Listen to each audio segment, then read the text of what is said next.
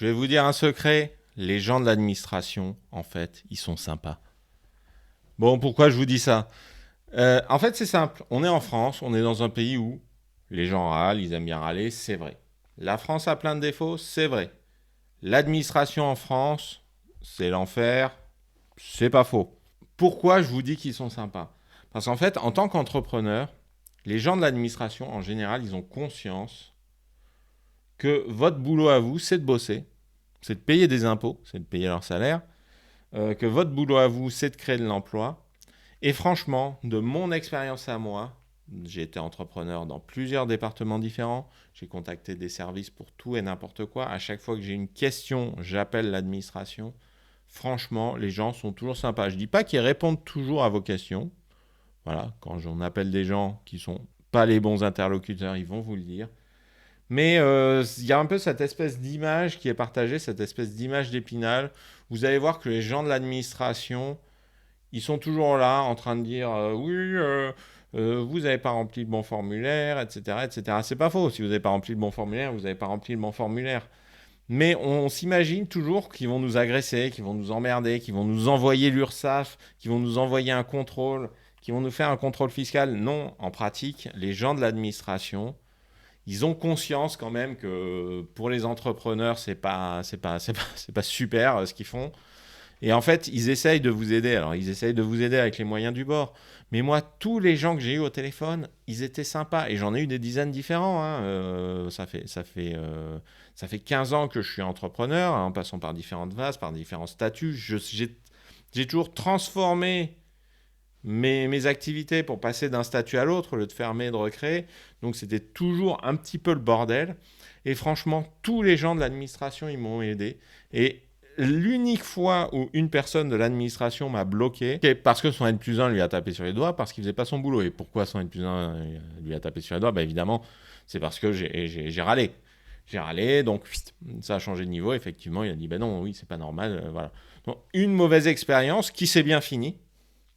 Et toutes les autres, que des bonnes expériences. Et c'est pas parce qu'une fois j'ai râlé, hein, parce que toutes les administrations, ce que je vous dis, c'est vrai. J'appelle les impôts, j'appelle l'URSSAF, j'appelle le greffe du tribunal du commerce, j'appelle la banque publique d'investissement, etc., etc.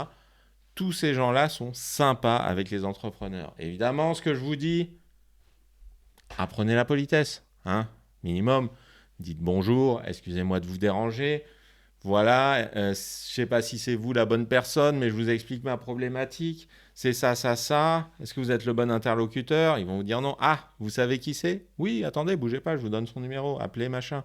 C'est Jean-Michel. Appelez Jean-Michel. Hop, t'appelles Jean-Michel, tu dis bonjour, je vous appelle de la part de l'autre organisme. Il m'a dit que c'était vous le bon interlocuteur, c'est bien ça, voilà ma problématique.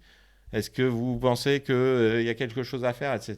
Et en général, ils vont vous répondre. Donc, apprenez la politesse, soyez sympa avec eux. Ils sont insultés toute la journée. Donc déjà, ils apprécieront et ils seront sympas avec vous. Donc quand on est entrepreneur, il ne faut pas hésiter. Vous prenez un redressement de l'URSSAF, vous les appelez. Ça arrive tout le temps. L'URSSAF qui se plante dans les calculs, ou l'URSSAF qui vous a mis dans une case où c'est pas tout à fait la bonne, ou l'URSSAF qui, la première année, ça c'est important, la première année, ils vous mettent des cotisations forfaitaires.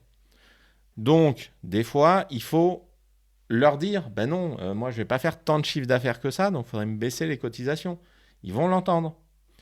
Vous envoyez un mail, voilà, la boîte mail, vous savez pas qui répond, c'est quelqu'un qui fait ça à la chaîne, il est un petit peu, voilà, vous passez un coup de fil et vous dites, voilà, j'ai telle problématique, moi, vous savez, payer les cotisations, je fais pas de chiffre d'affaires, comment je vais faire? Ils vont régler le problème. La TVA, ça m'est arrivé plein de fois de zapper le jour de déclaration de la TVA et d'avoir des 10% de redressement. Je crois que c'est 10% ou 5%, je ne sais pas, bref. Vous prenez une amende par défaut. Vous les appelez, vous dites, bonjour, excusez-moi, j'étais pas dans les clous, voilà, j'ai pas fait ma déclaration, bon, il y avait moyen de faire quelque chose. En général, ils vous les font sauter. Après, moi, une fois, ça m'est arrivé 3 fois. La troisième fois, j'ai pas appelé, hein. Au bout d'un moment, il faut se mettre des coups de pied au cul aussi et faire les choses dans l'ordre. Mais franchement, si ça vous arrive une fois de zapper votre TVA, ils vont vous faire sauter. Si vous oubliez de payer votre CFE et tout ça, en fait, dès que vous avez un problème, vous appelez l'administration. Et ces gens sont sympas, ils sont arrangeants. Alors, si vous devez payer un truc, vous allez le payer. Mais même des fois, ils peuvent étaler les paiements. L'URSSAF, ils le font beaucoup. Vous avez un problème pour payer l'URSSAF. Voilà, vous demandez d'échelonner sur un an. Moi, ils me l'ont même fait quand j'aurais pas demandé, en fait. Quand il y a eu l'histoire du Covid, là, ils ont enlevé les cotisations des gens. Moi, je me dis, bon, ok, je connais la douille. Ils me font pas payer les cotisations, je vais les payer l'année prochaine. J'ai tout provisionné, j'ai tout mis sur un compte.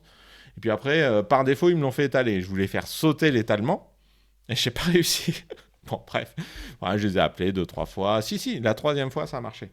Bref, peu importe, des fois, il n'y avait pas de problème, mais c'est jamais une vraie perte de temps d'appeler l'URSSAF, d'appeler les impôts, etc. Ces gens, ils ont conscience que la vie d'entrepreneur, c'est chiant, ils vont vous aider. Appelez-les.